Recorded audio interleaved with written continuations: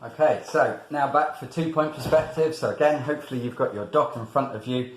I'm going to move a little bit quicker here. So, because you know all the terminology now, I'm just going to open up my other dock. So I've got that in front of me as well with the guide. So that's always helpful to follow that through with that.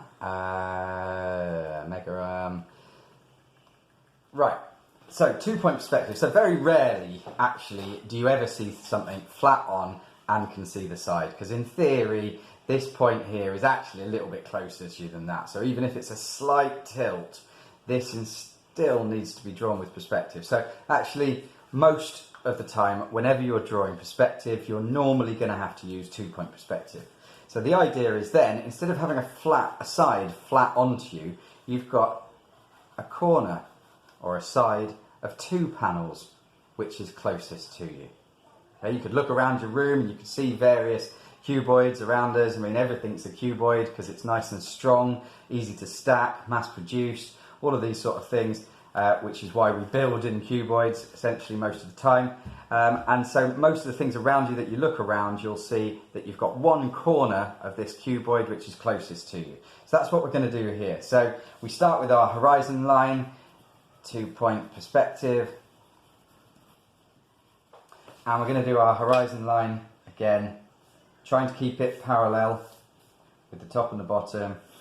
And and we could also, again, say that this is sort of eye height, another cheesy eye going on there.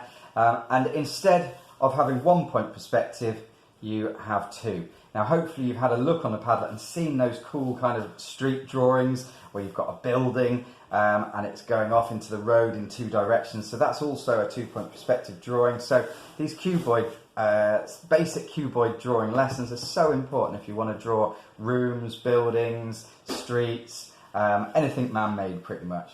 So we've got our 2-point perspective, we've got number 1 and we've got number 2. And what we're going to do is we're going to draw this first vertical line, this first transversal line somewhere on our page. Now you could go anywhere. I'm going to start kind of in the middle, and again I'm going to do one which crosses our horizon line. Okay, so it's going to cross our horizon line, and then I'm going to decide however tall I want it to be. I'm not going to make it too tall actually, because otherwise that might look a bit funny. So I'm just going to shorten that a little bit and you'll see why. So let's say that was the top and that was the bottom. And so that's our transversal line in place. I'm then going to link that with my light orthogonals. Coming in here. And you can see that's the sort of weird shape that I'm getting here. Now, can you remember toddling along the orthogonal? In the last video, we're going to do the same here. So we're going to toddle down the orthogonal until someone shouts stop. Stop. Make a little point. And then we're going to go straight down. Again, we're trying to keep parallel with all of our other vertical lines. And we've got that line there. We're going to toddle down this orthogonal until someone stops. And there we go, we've got another point, and again I'm going to drop a vertical. Now you can kind of see, if you start to remove some of those lines again, you can kind of see what's going on here now.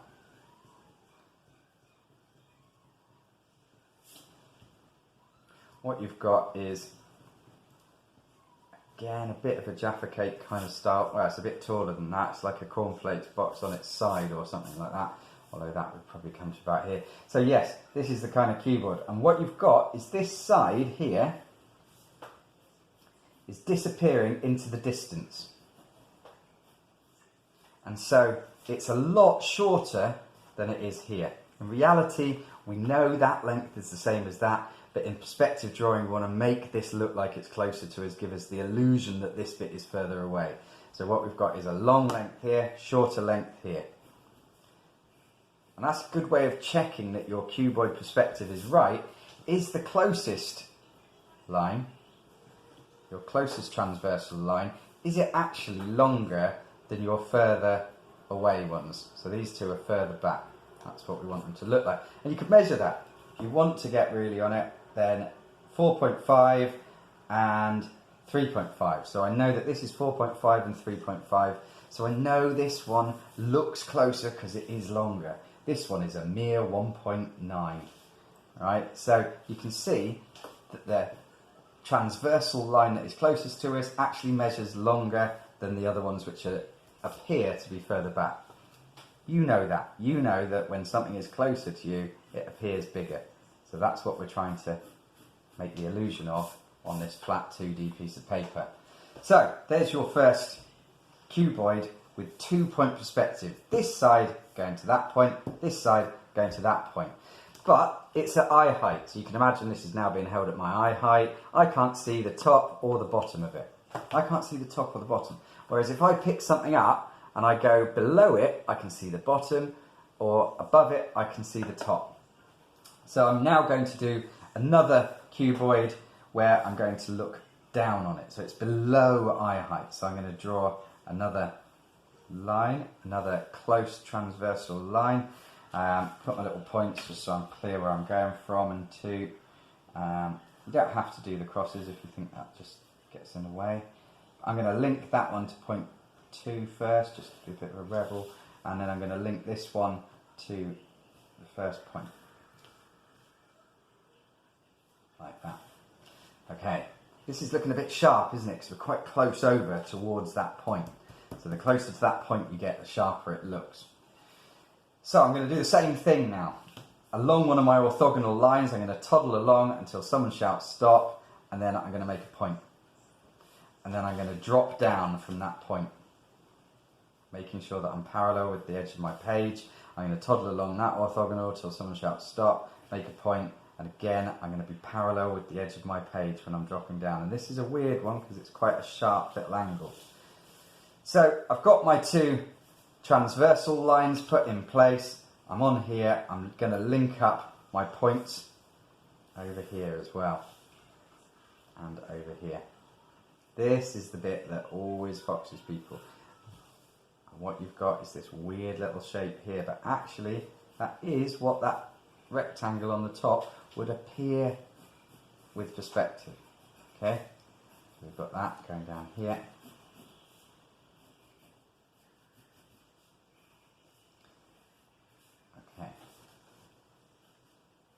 Make sure that's parallel because I was slipping there a little bit. I was looking a little bit weird. Right, okay, so I'll leave on those guidelines. And up here as well, I'm going to do another one. I'll do a really tall one. I haven't done one of them. This is going to look super weird because I'm really close over here towards this point. But that is the way it goes. Right, so I'm going to first of all link up the top and the bottom. There and there.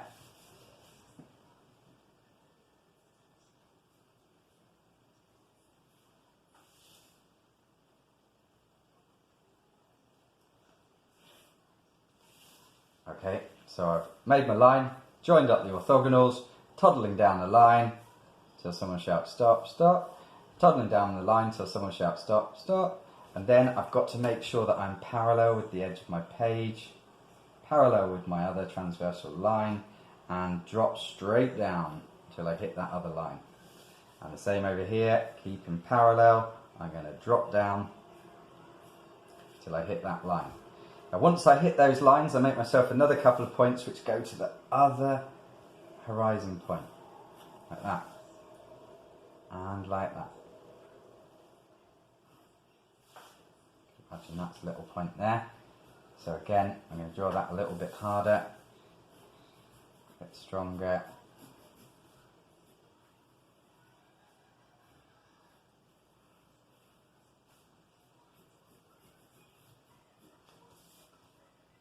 So that you can clearly see it on the camera.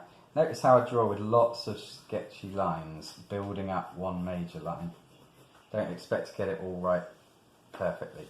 So you can see this one where my first transversal line was below the horizon line, it looks like you can see the top of this object. When I started with my transversal line above that, you can see the bottom of the object. You're looking up at this big floating cuboid in the sky. You can check that it's worked because you can check that you're closest 1 is longer than your other two. So 5.2, 3.4 and 3.3. So it's clearly longer, so it works. That's why it looks good. Anyway, thank you for watching those. Next step is going to be cylinders and ellipses. So see you there. Thank you for watching.